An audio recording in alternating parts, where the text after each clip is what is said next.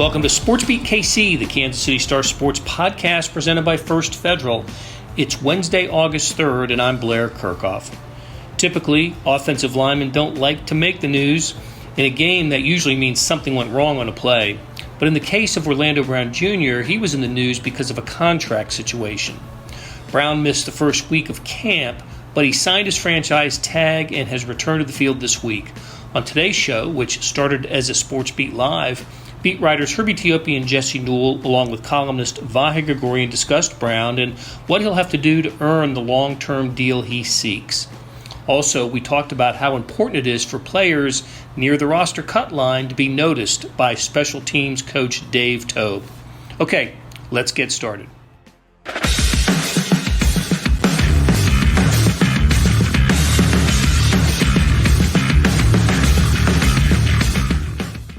Welcome back to Sports Beat Live, our daily conversation about the Kansas City Chiefs at training camp at Missouri Western State University with the people who know them best. And that is beat writers Herbie Teope and Jesse Newell, columnist Vahe Gregorian, and you, the fans, the audience. You know the Chiefs.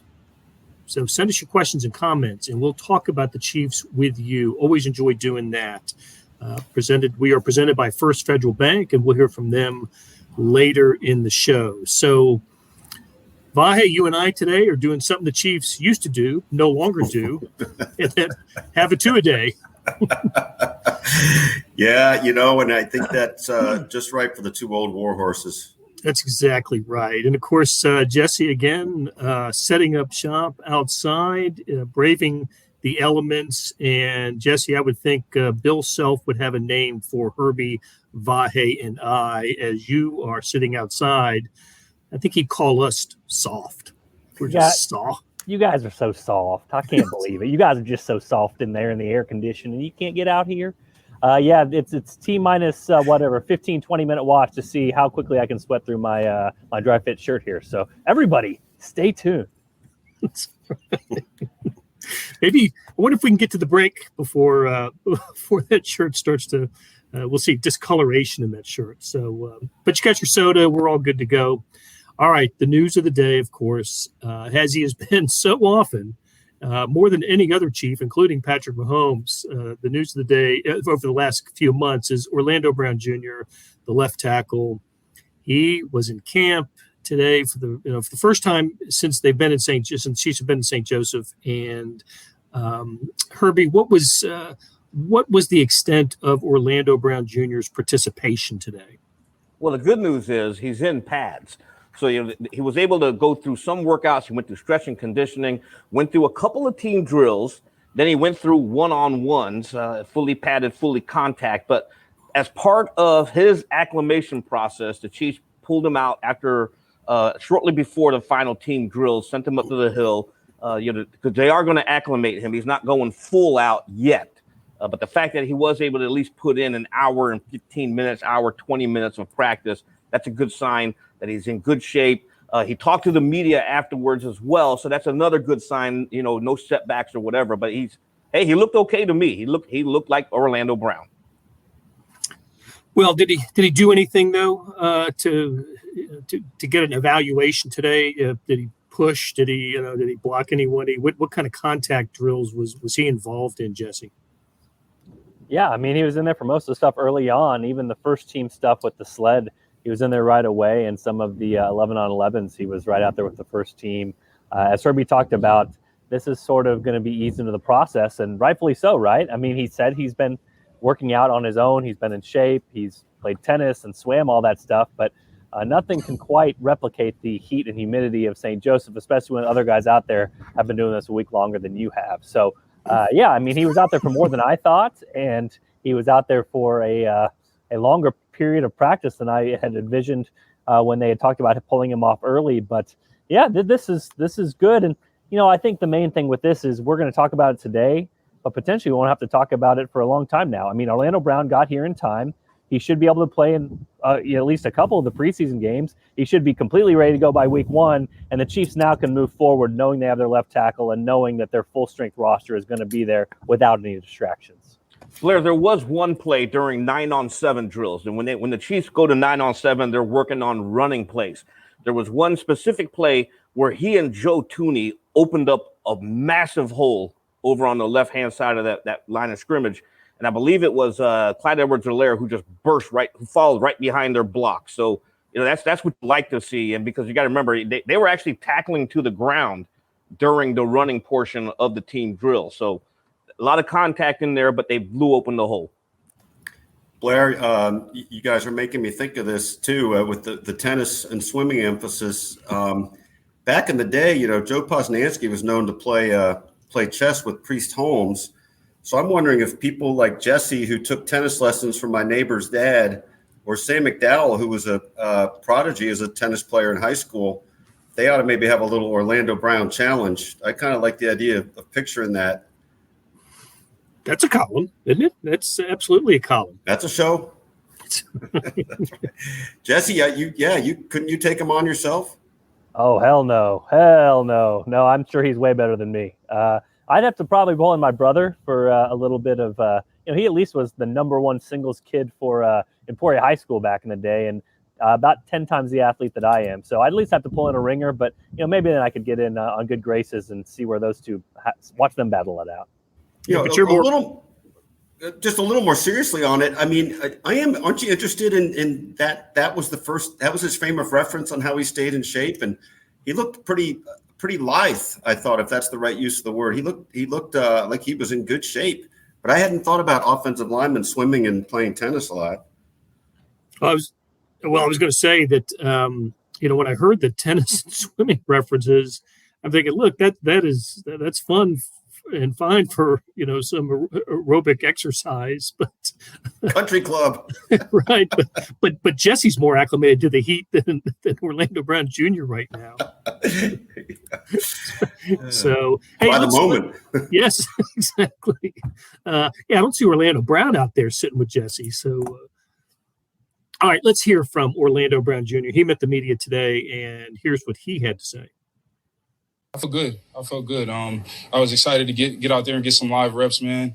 Obviously I've been doing a ton of stuff, training on my own and things like that, but it felt good, man, to get out there with the guys. What made this the right time to report to camp as opposed to last week or next week or the week after? What made this the right time? Yeah, man, I missed a lot of ball up until this point.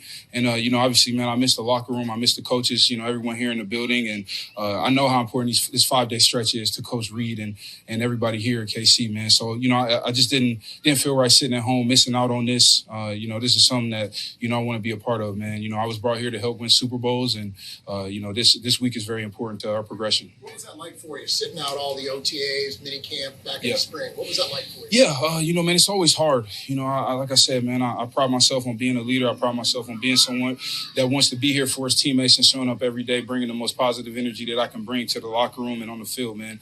And so it was difficult to be away from it for so long. But, the understanding was that, I had to do what I had to do. Came here, you wanted to be here for the long term. Absolutely. Has anything that's happened in the last few months changed that? No, man, not at all. Not at all. I want to be here. I want to finish my career here in Kansas City. And, I'm sure, questions out there. But, to me, man, with the contract situation, it just wasn't enough guarantees. And I want to be here for the rest of my career in Kansas City. And that's really important to me. What were your emotions as you approached the deadline and then you find out you're not going to sign a deal? How did you react? What were some of the conversations you had with the agent? Yep. From your vantage point, how did that process play out? Yeah, I don't want to get too detailed on that, but very emotional, man. I've spoke to, pretty much a lot of people here in the front office and Coach Reed, and everyone understands, man. I love ball. I love blocking for Pat Mahomes. I love putting the Chiefs, logo on my helmet, man. And I really enjoy being here. So, I know that time will tell and things will get taken care of with time, man. I just look forward to getting out there on the field this year. There's not enough guarantees. That's what kept you from signing the deal? Yeah, not at all, man. It's not about the money. You know what I mean? I want to be here for the rest of my career. So, yeah, man. I always feel like I got something to prove. You know what I mean? I was a third-round pick. I had the worst combine in history. The list goes on and on, man. So the chip's always been really big. What does this necessarily mean? I don't know if it's that much different from the past. You know what I mean? I always feel like I got a lot to prove. Interesting stuff. Vahe, you ended up writing about Orlando Brown Jr., I believe. Yeah, still in the process. But Hey, one thing. First of all, I thought he was great. I really liked hearing him talk. I think he's a really smart and interesting guy, and I appreciated how he spoke to everything. It was a little funny, and I think if we could sit down with him for a while, he'd be able to talk through this a little better when he said that about it's not about the money, but it was about the guarantees. I mean, it in a way that seems at odds, but in a way that's actually literally the coin of the realm is the nuance of that point. So, but I think he said some important things, and it's gotten me thinking about how at some level you can't compete if everybody feels like they have to be the highest paid guy at their position, especially when they don't quite deserve to be the highest paid guy at their position. And it sort of falls into line with what we've seen with Patrick Mahomes and Travis Kelce, who are lavishly paid but could be paid more. People who are willing to say that, I can get mine, but it's the opportunity to pursue the legacy and the greatness of winning that matters to me too. And I think, time will tell on Orlando, because, the words were great today, but, seeing how the attitude unfolds in the months to come is part of that too. But I thought he had the right spirit of that I think is conducive to a good room, as they say. Yeah, Vahe, I thought that was a good point, saying not about the money, and again, sort of violently react to that. But I think what you're reading from it, and potentially now what you kind of opened my eyes to what I would be reading from it, is it's not about the money, it's about the guarantee. It's about the security, basically, like trying to look into the future and say, I mean, he's getting paid well this year. He's going to get paid $16.7 million. Even if the Chiefs tag him next year, he's going to get paid $20 million. So in that aspect, it's not about the money, but it's sort of about setting yourself up in the future. And I think you make a good point. I mean, throughout this process, Patrick Mahomes has raved about Orlando Brown. And even, Brett Veach from the very beginning, general manager, has talked about how much they like him. And they were optimistic early on that they were going to get a long-term deal done. So I don't think that the problem here has ever been attitude or him coming in or teammates not liking him and all those sorts of things. It's just been about, those two sides coming together and the Chiefs having a little bit of leverage where they didn't have to cave in to demands, and Orlando Brown banking on himself a little bit and saying, hey, if I have a really good year this year, whether it's the Chiefs or somebody else, I'm going to get paid next year if I think I am who I am. And you mentioned this, and Sam McDowell's brought up this point too as well, which is worth considering. You talk about giving him top left tackle money. Well, Patrick Mahomes got top quarterback money a couple of years ago, and now he's third or fourth or fifth out of quarterbacks. So even if you pay Orlando Brown top left tackle money this year, by the end of the deal, it could be fourth or fifth or sixth, because everybody's sort of rewriting those rules as they go and rewriting those contracts as they go. So somewhere in between, the Chiefs potentially have a chance to renegotiate and look at this after the season. But as of now, Orlando Brown is in here. He's ready to move forward with the Chiefs, and he's ready to try to win a Super Bowl. From there, the chips are going to fall where they may.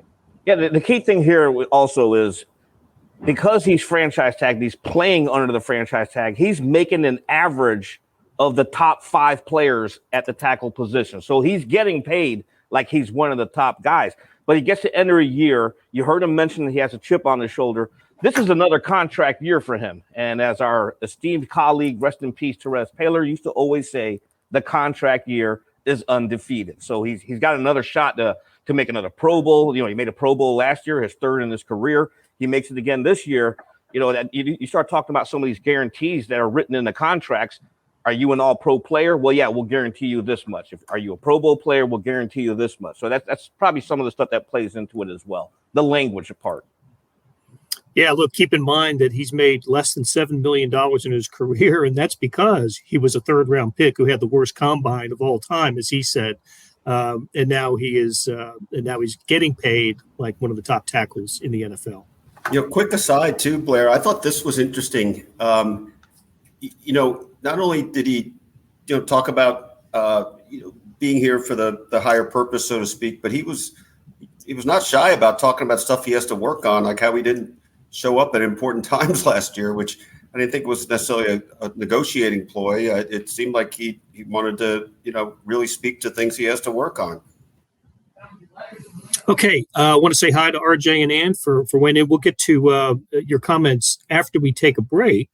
And let's hear from First Federal Bank.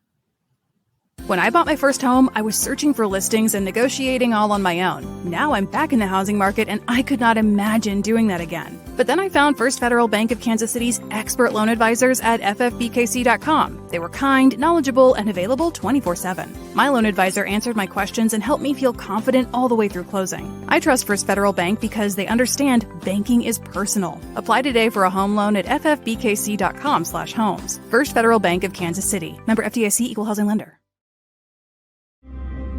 Hey, this is Blair. There are several ways to access the Star Sports section. Let me tell you about a couple of them. There is Sports Pass. For $12.99 a month, you get unlimited digital access to all of the Star Sports content, including beat writing, columns, features, pretty much everything we write. The deal renews monthly until you tell us to cancel. For $159.99 a year, you get everything the Star has to offer digitally, including sports and the e-edition. Go to kansascity.com and drop down to the bottom of the page where it says Start a Subscription for more information. Your support has never been more important. As always, thanks for reading and listening. We're back on Sports Beat Live from Chiefs Training Camp with Vahe Gregorian, Herbie Teope, and Jesse Newell. And RJ, good to hear from you.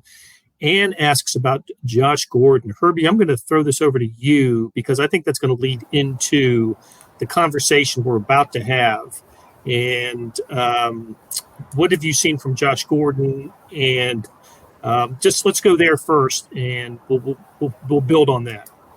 So your question is, what have I seen out of Josh Gordon? Well, I will tell you through a week of practice, nothing. So, the pads have come on, and we've discussed this during OTAs and minicamp. The likelihood the Chiefs keeping 5 to 6 wide receivers, that's a realistic goal here. Okay, so when you start going past the top 4, McCole Hardman, Sky Moore, Juju Smith-Schuster, Marquez Valdez-Scantling, I think you can pencil in right now Vahe's guy, the Penn grad, Justin Watson, along with Doris Fountain.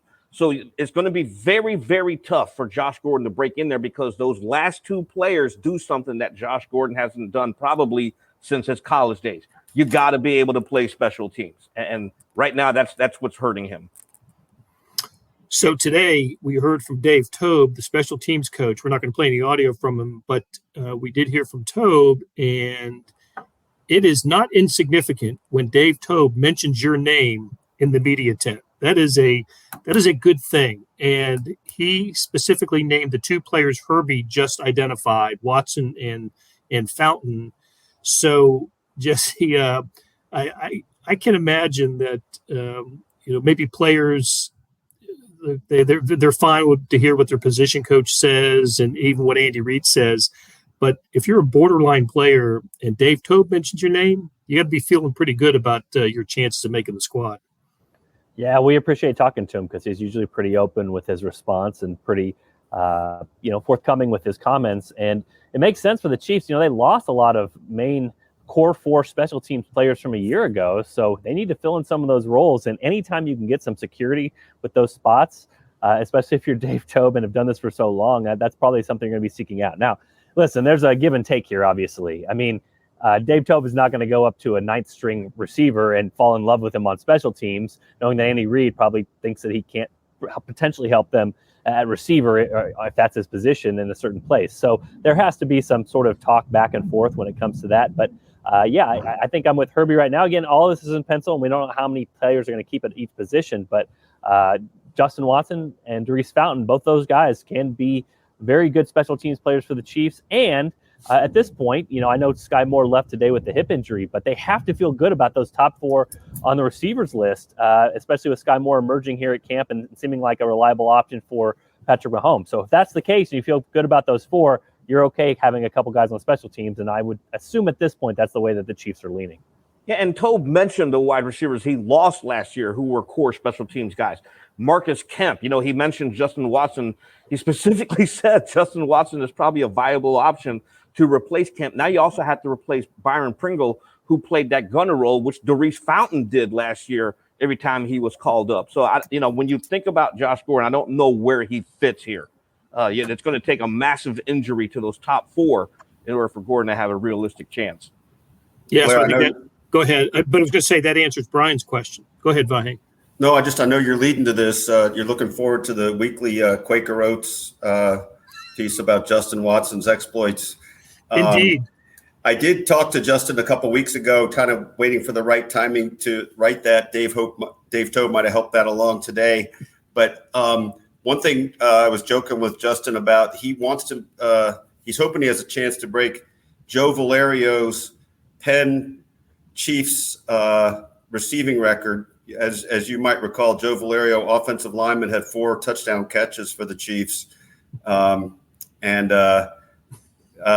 look forward to seeing Justin have the opportunity to do that, as I'm sure Joe does. You were kind of hosed out of a pro career, weren't you, Vahe? It's unbelievable the injustice of it all, but as has often been repeated, but can't be said enough. Like Coach Burnt told me 40 years ago next week, he'd love to play me, but I'm not fast enough for my size or big enough for my speed. And our guy Justin is fast and big. But is he in the Hall of Fame, Vahe? If he ever put on a uniform, he's in the Hall of Fame. Hey, Blair, Brian brings up a point here. Veach restocked special teams and free agency in the draft with Elijah Lee and Deion Bush. Yes, he did, but those guys are replaced. Deion Bush is replacing Armani Watts. Remember, Dave Tobe mentioned that today as well. And when you have Elijah Lee, you have to replace Dorian O'Daniel as well as Ben Neiman. They're 2 main special teams guys over the last 4 seasons. When we're talking about the wide receiver position, Pringle as well as DeMarcus Robinson and even Marcus Kemp, those were your gunners. So, you're not going to have your linebacker and your safety playing gunner out there. It's going to be your wide receivers, and that's what we're talking about here.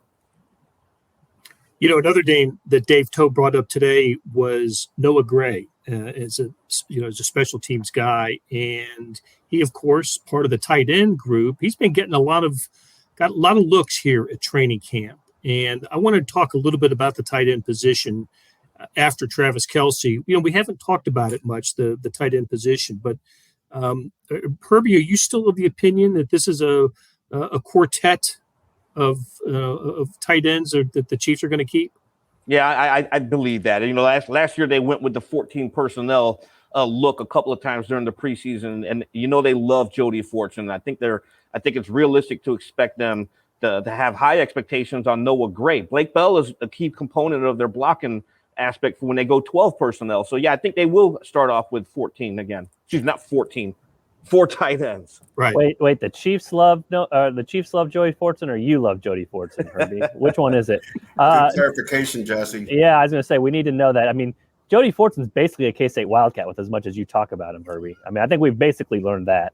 I do want to say really quickly, Blair, we talked last week with Brett Veach, and he was very high on Noah Gray and some of the improvement he made in the offseason. And so you add that on here, I would say 4 tight ends at this moment, because again, Gray would be kind of the guy you would maybe have some questions on. And like I said, Brett Veach seemed very happy with the strides he's made lately. And he did get some first team and reps today, and was a much targeted receiver in some of those drills. So yeah, I think that's what you're looking at, unless they decide to make a move on Blake Bell. But he does so many things for the Chiefs when it comes to even like quarterback sneaks, and maybe him and Michael Burton as the fullback can kind of seem a little bit redundant, but the Chiefs utilized both of those guys a lot last year, and Andy Reid loves to have that fullback on his roster as part of the old West Coast offense. So I think that's what you're looking at, 4 tight ends and then the fullback as well, because that's the way Andy Reid rolls.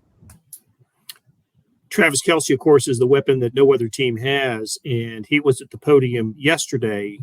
We got to ask him about how he feels about the Chiefs and his future in Kansas City. And let's just hear from Travis Kelce. A lot of the new tight ends getting contracts around the league and everything. You move some money around to get you maybe a little bit more money early in your deal. How important was it to you, to the Chiefs, that they made that gesture and did that? I think, it's just another reason why I love being here, man. I've done everything I can to do things the right way, both on the field and in the community, and I'm going to continue to do that. They know that, and they know what type of player they're going to get, what type of leader they're going to get in this building, and also in the community. And I think that, I don't know, I'm just extremely appreciative of it, that they would even think about it or try and put something together. And I just, just another reason why I go out here and play my tail off for this city and this organization. It's rare now, but is that a goal for you Do you think about playing your entire career and being only a member of the Chiefs? I don't plan on playing anywhere else, brother. Hope the Chiefs have that in mind too. Yes, indeed. The Chiefs have that in mind as well. Okay, hey, how about a couple of practice observations from today?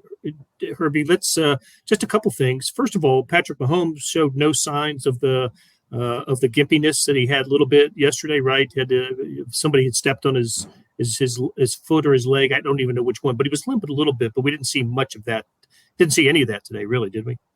No, it was his left ankle, and he said yesterday he was okay, and coach said he was okay, and the fact that he took all the first team reps, yeah, he's perfectly fine.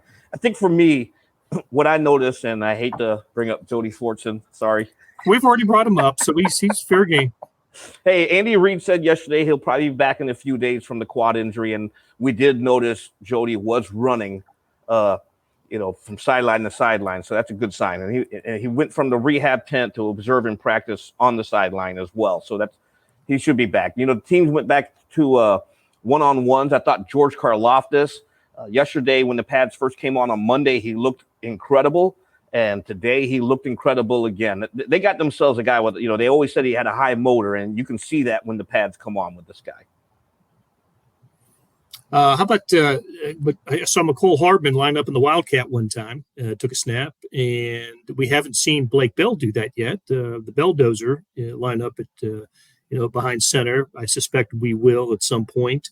And the Leo Chanel hit on Ronald Jones was a highlight today as well. I was not at practice today, but I heard it from where I was. Apparently that type of hit. What stood out to you, Jesse, from today's workouts? Yeah, just a couple of things. You mentioned one of them. If we're going to have a player of the day, I think Leo Chanel might be in the running for that. When they had some of those 9-on-7 drills, he was filling gaps really well, making tackles man on the line of scrimmage, and he was with the first team defense, which is something we have not seen as much. Elijah Lee has taken that spot for the most part. So maybe he's kind of taking that stair step up. I mean, we've been talking about how all these rookies have been so impressive and kind of tempered it on Leo Chanel so far, but I think today was his best day of practice. He'd probably earn my MVP with that. The other thing to mention, once I did the sports writer jinx, I mentioned yesterday that Isaiah Pacheco was getting first team reps and potentially Ronald Jones was falling a little bit behind. Ronald Jones was the second back in there with the first team unit today. So we'll see. That competition is going to be very fascinating moving forward to see who they decide to keep and who they decide to move on from. But Ronald Jones at least moved back up into some of the first team reps when he had in the previous 2 days, and we'll see where it goes from here. All right, good stuff. As always, I really enjoy these conversations. I hope you guys do too. We're going to call it a day and pick it up tomorrow, same time, same place, 2:30 here from Missouri Western. Jesse will be here, Herbie, and either Sam McDowell or Vahe will be here. Maybe both. Maybe we can get that lucky. So for them and for our producer, Monty Global Destruction Davis, for First Federal Bank, thanks for being our sponsor, and we'll do it again tomorrow. That'll do it for today. Thanks to our SportsBeat KC staff of Monty Davis, Randy Mason, Jeff Rosen, and Chris Fickett. Hey, a note about today's morning sports edition. It's not all sports. It begins with 8 pages of coverage about last night's primary results, focusing on races and issues in Missouri and Kansas. Sports picks up on page 9. For more information about Morning Sports Edition, go to liveedition.kansascity.com. Thanks for listening, and we'll be back on Thursday with another SportsBeat KC from Chiefs Camp.